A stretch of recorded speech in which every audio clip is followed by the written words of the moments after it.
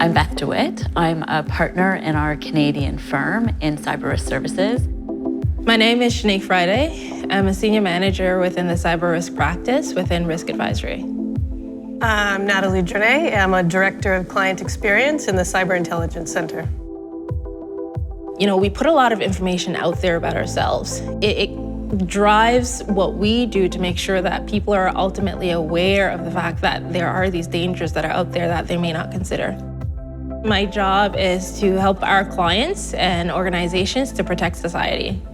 Cyber's out there to protect us and to make sure that you can move freely out there and do what you need to do and do your job and be connected.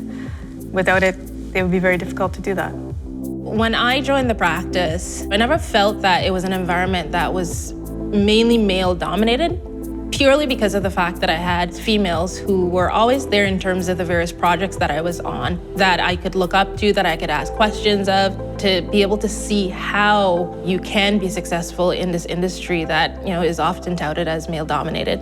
So really, cybersecurity requires diverse perspectives, and in particular, women should see that they have a unique perspective that they can bring to this industry and to this field.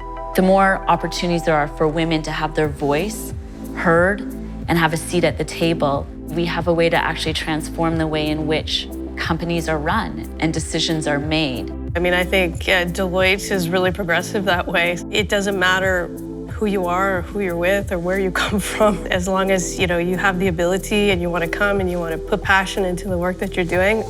It literally doesn't matter where you're coming from. And so for me, it's really important that mentorship be about supporting a person finding their own voice and bringing that voice to their job every day. So I mentor a few people inside of Deloitte. Sometimes they just don't know how good they are, to be honest, and you just need to give them, some of the tools that they need to get that enough courage to go to that next step or to ask for that next thing. It's amazing to see when that happens and then they get what they're looking for and they're successful, which is the best thing. So the way in which we look at cyber today is not going to be the same way that we approach it tomorrow or 10 years from now. Because if you think about it in the context of, protecting our assets in the physical world, it's no different than having to do that in the digital or virtual world.